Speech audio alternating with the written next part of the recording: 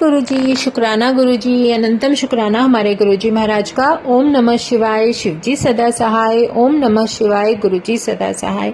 शुक्राना, अनंतम शुक्राना। अब शिव पुराण में जो चैप्टर हम पढ़ने जा रहे हैं वो है विष्णु की प्रार्थना से शिव शक्ति का दक्ष के घर पर जन्म लेने की इच्छा करना। मतलब इसमें अब विष्णु भगवान किस प्रकार प्रार्थना कर रहे हैं कि शिव शक्ति जो है दक्ष के घर जन्म ले ले। नारद जी बोले, हे ब्राह्मण, वक्ताओं में श्रेष्ठ विष्णु के जाने पर क्या हुआ? आपने क्या किया सो मुझसे कहिए। ब्रह्मा जी बोले, हे श्रेष्ठ विप्र पुत्र, विष्णु के जाने पर भगवती के अर्थ जो मैंने किया वह तुम सावधान होकर सुनो।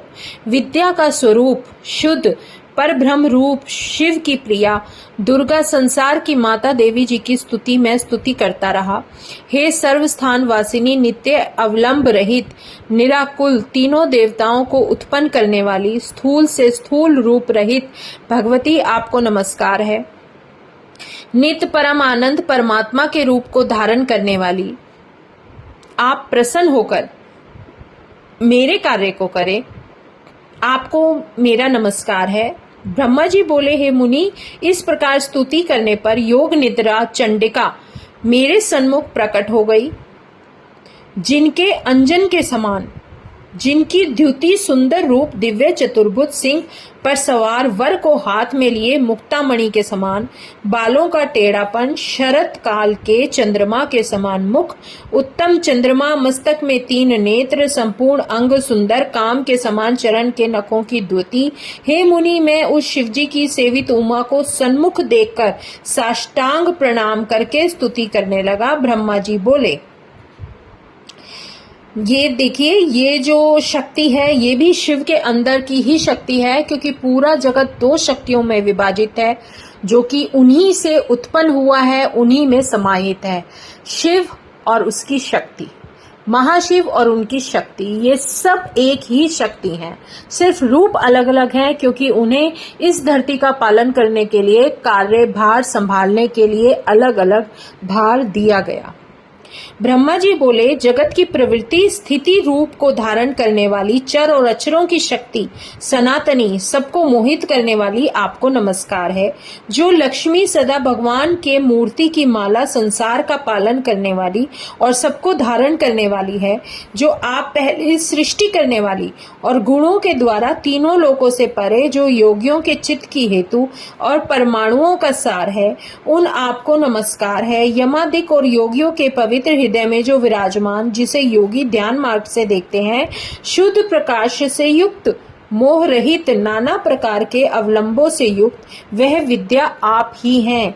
कूट में स्थित अव्यक्त बहुत रूपों को धारण करने वाली आप काल रूप से संसार को धारण करती हैं। नित्य निश्चय से संपूर्ण प्राणियों में नित्य ही गुण से युक्त विकार के बीज को प्रकट करती हो। हे पार्वती, आप तीनों गुणों की निदान भूत हो और उससे परे हो। सत्व रज तम, इन तीनों गुणों से विकार से हीन आप संसार के गुणों की एक हेतु ब्रह्म को धारण करने वाली आप रक्षा करो। संपूर्ण संसार की बीज जानने वाले और ज्ञान की स्वरूप संसार की हित शिव की पत्नी आपको नमस्कार है। ब्रह्मा जी बोले, यह मेरा वचन सुनकर संसार की पूज्य काली प्रति पूर्वक बहुत प्यार से मुझ संसार के उत्पन्न करने वाले ब्रह्मा से बोली, हे ब्राह्मण, किस लिए आपने मेरी स्तुति की? यदि यह कथन योग्य हो तो मेरे समीप शीघ्र कहो। मेरे प्रत्यक्ष होने पर संसार के कार्य सिद्ध होते हैं, यह निश्चित है। ब्रह्मा जी बोले, हे महेशानी, मुझ पर कृपा करके सुनिए। हे देवेशी, जो आपके पति पहले मेरे मस्तक से हुए थे। अभी भी ब्रह्मा जी अपने बारे में ही बता रहे हैं। रुद्र नाम के शिव योगी वह कैलाश में विद्यमान है, जो प्राणियों में से एक ही विकल्प रहित तप करते हैं। वह अपत्नीक विकार रहित दूसरे की इच्छा नहीं करते।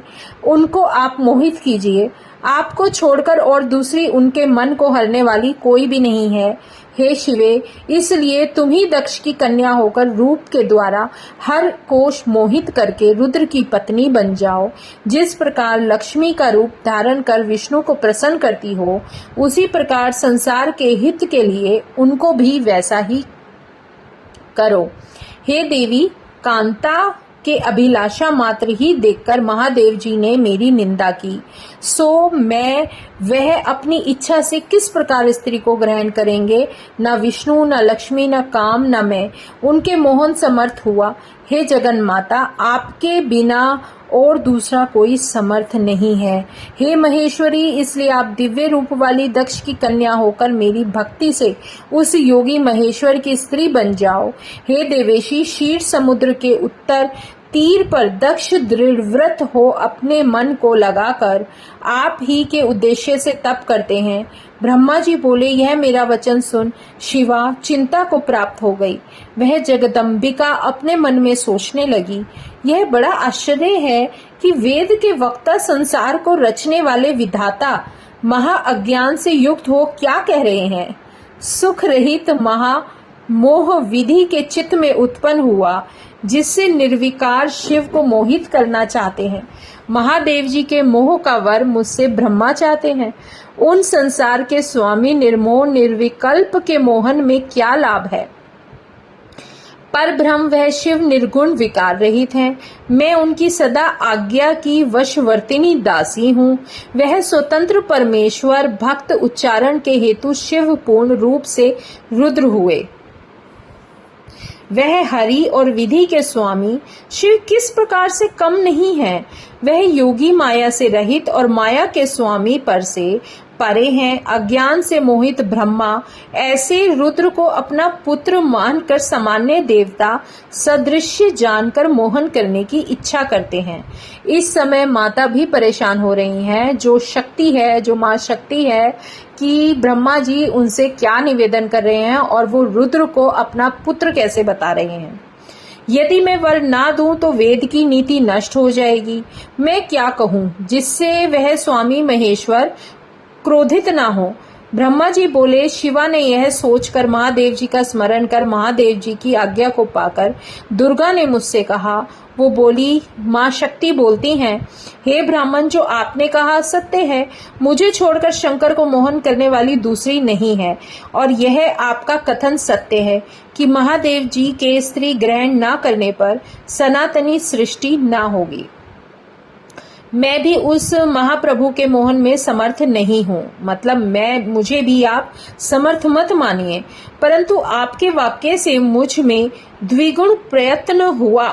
हे विधि, मैं यह उपाय करूंगी जिसमें शंकर जी मोहित हो।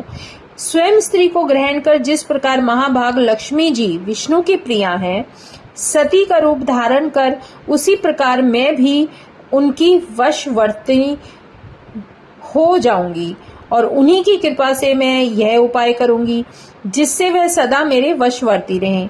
हे पितामह, दक्ष की स्त्री में उत्पन्न हो सती रूप में मैं लीला से शंकर जी को जीत लूंगी।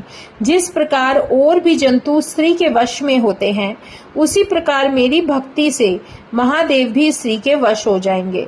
ब्रह्मा जी बोले, हे तात, मुझसे यह कहकर वह जगत की माता पार्वती मेरे देखते देखते अंतर्ध्यान हो गई, और उनके अंतर्ध्यान हो जाने पर मुझे संसार के पितामह ब्रह्मा ने अपने पुत्रों के पास आकर सब कहा।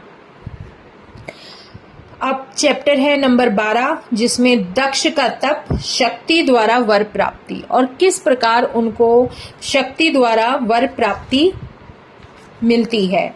नारद जी ने पूछा, हे ब्रह्मा जी, दृढ़ पूर्वक उत्तम व्रत का पालन करने वाले दक्ष ने तपस्या करके देवी से कौन सा वर प्राप्त किया, तथा वे देवी किस प्रकार दक्ष की कन्या हुई।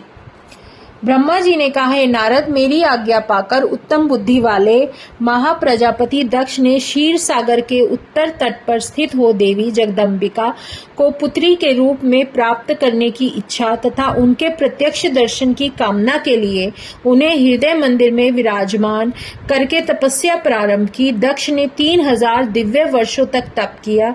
मुनि श्रेष्ठ नारद तदंतर यम नियमादि से युक्त हो जगदम्बा की पूजा में लगे हुए दक्ष को देवी शिक्षा से प्रत्यक्ष दर्शन दिया।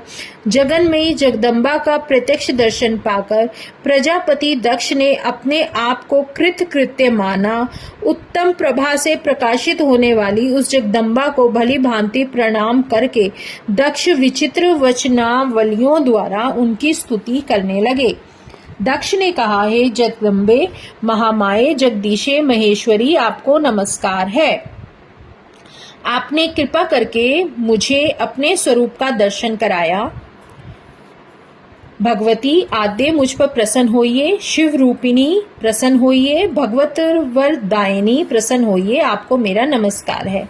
ब्रह्मा जी कहते हैं, मुने संयत चित्त वाले दक्ष के इस प्रकार स्तुति करने पर महेश्वरी शिवा ने स्वयं ही उनके अभिप्राय को जान लिया। तो भी दक्ष से इस प्रकार का, दक्ष, तुम्हारी इस उत्तम भक्ति से मैं बहुत संतुष्ट हूँ। तुम अपना मनोवांछित वर मांगो, तुम्हारे लिए मुझे कुछ भी उद्देश्य नहीं है। दक्ष ने कहा, जगदम्बे महामाए, यदि आप मुझे वर देने के लिए उद्यत हैं तो मेरी बात सुनिए और प्रसन्नता पूर्वक मेरी इच्छा पूर्ण कीजिए। मेरे स्वामी जो भगवान शिव हैं, वे रुद्र नाम धारण करके ब्रह्मा जी के पुत्र रूप से अवतीर्ण हुए हैं। वे परमात्मा शिव के पूर्णावतार हैं, परंतु आपका कोई अवतार नहीं हुआ। फिर उनकी पत्नी कौन होगी? अतः शिवे, आप भूतल पर अवतीर्ण होकर उन महेश्वर को अपने रूप लावण्य से मोहित कीजिए। देवी, आपके सिवा दूसरी कोई स्त्री रुद्रदेव को कभी मोहित नहीं कर सकती, इसलिए आप मेरी पुत्री होकर उस समय महादेव जी की पत्नी बन जाइए। इस प्रकार सुंदर लीला करके आप हर मोहिनी भगवान शिव को मोहित करने वाली बनिए। देवी, यही मेरे लिए वर है। यह केवल मेरी ही स्वार्थ की बात नहीं, जगत का भी हित है। ब्रह्मा, विष्णु और शिव में से ब्रह्मा जी की प्रेरणा से ही मैं यहाँ पर आया हूँ। प्रजापति दक्ष का वचन सुनकर जगदम्बिका शिवा हंस पड़ी और मन ही मन भगवान शिव का स्मरण करके बोली। देवी ने कहा, तात, प्रजापति, तुम्हारी भक्ति से मैं प्रसन्न हूँ। तुम्हें जितनी भी मनोवांछित वस्तु है उसको देने के लिए उद्यत हूँ। दक्ष, यद्यपि मैं महेश्वरी हूँ, फिर भी तुम्हारी पुत्री के रूप में जन्म लूंगी, इसमें संशय नहीं है। अनघ में अत्यंत दुस्सह तपस्या करके ऐसा प्रयत्न करूंगी जिससे महादेव जी का वर पाकर उनकी पत्नी बन जाऊं। इसके सिवा और किसी उपाय से कोई कार्य सिद्ध नहीं हो सकता, क्योंकि वे भगवान सदाशिव सर्वथा निर्विकार हैं, ब्रह्मा और विष्णु के भी सेव्य है और नित्य परिपूर्ण ही हैं। मैं सदा उनकी दासी और प्रिया हूँ। प्रत्येक जन्म वे नाना रूपधारी शंभु ही मेरे स्वामी होते हैं। भगवान सदाशिव अपने दिए हुए वर के प्रभाव से ब्रह्मा जी की भ्रुकुटी से रुद्र रूप में अवतीर्ण हुए हैं। मैं भी उनके वर से उनकी आज्ञा के अनुसार वहां अवतार लूंगी। तात, अब तुम मेरे अपने घर को जाओ और इस कार्य में जो मेरी दूती अथवा सहायिका होगी उसे मैं जान चुकी हूँ। अब शीघ्र ही मैं तुम्हारी पुत्री बनकर महादेव जी की पत्नी बनूंगी। दक्ष के ये सारे उत्तम वचन कहकर मन ही मन शिव की आज्ञा प्राप्त करके देवी शिवा ने चरणाविंदों को चिंतन करते हुए फिर कहा, प्रजापते, मेरा एक प्रण है, उसे तुम सदा मन में रखना। मैं उसे प्रण को सुना देती हूँ, तुम उसे सत्य समझो, मिथ्या कभी मत मानना। यदि कभी मेरे प्रति तुम्हारा आदर घट गया, उस समय मैं अपने शरीर को त्याग दूंगी, अपने स्वरूप में लीन हो जाऊंगी, दूसरा शरीर धारण कर लूंगी। मेरा यह कथन सत्य है, इसको हमेशा याद रखना। प्रजापते, प्रत्येक सर्ग या कल्प में तुम्हें यह वर दे दिया गया कि मैं तुम्हारी पुत्री होकर भगवान शिव की पत्नी होंगी। मुख्य प्रजापति दक्ष से ऐसा कहकर महेश्वरी शिवा उनके देखते देखते अंतर्ध्यान हो गई। उन शक्ति के अंतर्ध्यान होने पर दक्ष भी अपने आश्रय को लौट गए और यह सोचकर प्रसन्न रहने लगे कि देवी शिवा मेरी पुत्री बनकर जन्म लेने वाली है। ब्रह्मा नारद संवाद, ये 13th चैप्टर है। नारद जी बोले, हे ब्राह्मण, अब प्रजेश दक्ष घर गए, तब क्या हुआ वह सब प्रीति पूर्वक कहिए। ब्रह्मा जी बोले, दक्ष ने घर जाकर बहुत सी मानसी सृष्टि की, परंतु जब उन्हें उनमें कोई भी विकास ना हुआ। तब उन्होंने मुझसे उपाय पूछा तो मैंने बता दिया। दक्ष ने पंचजन के अंग से उत्पन्न कन्या को अपनी पुत्री बनाया। मेरे पुत्र ने मैथुन धर्म स्वीकार किया। फिर वीरनी की कन्या से विवाह किया, जिस वीरनी से उन्होंने हर्यस्व नाम वाले 10,000 पुत्र उत्पन्न किए। उन पुत्रों से उन्होंने दक्ष सृष्टि बढ़ाने को कहा। वे पुत्र सृष्टि की चिंता में पूर्व दिशा की ओर समुद्र संगम पर तप करने चले गए, परंतु हे नारद, तुमने प्रकट होकर उन्हें बहका दिया। वे प्रवृत्ति त्याग निवृत्ति के उपासक बन गए। तब वे निर्गुण सृष्टि करना क्या जानते। फिर उनका नाश भी हो गया। तब उनका नाश सुनकर दक्ष को बहुत चिंता हुई। उन्होंने उत्तम संतान का नाश होना शोक का स्थान माना। मैंने जाकर अपने पुत्र को समझाकर उनका शोक निवृत्त किया।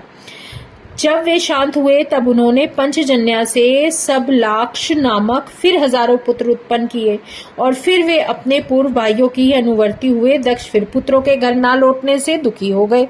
इस बार उन्होंने ऐसा आघात पहुंचा कि उन्होंने कहा कि तुम्हें दुष्ट बोला, और उसी समय बहुत से देवता भी वहां आ गए। उनके सामने उन्होंने दक्ष ने तुम्हारी बहुत निंदा की और यह शाप भी दे दिया कि तूने पृथ्वी पर विष्णु गुणगान में भ्रमण करते हुए मेरे पुत्रों को बहकाकर मेरा बड़ा अनिष्ट किया है। ये जो आरोप लग रहा है ये नारद जी के ऊपर लग रहा है, जो ब्रह्मा जी को बोल रहे हैं, और वो बोल रहे हैं दक्ष। इसलिए तेरे चरण पृथ्वी पर कहीं स्थिर नहीं रहेंगे। तब दक्ष अपने पुत्रों के न आने पर घर वापस ना आने पर दुखी होकर उनको श्राप दे देते हैं कि नारद, तुम्हारे जो चरण हैं वो पृथ्वी पर कहीं स्थिर नहीं रहेंगे।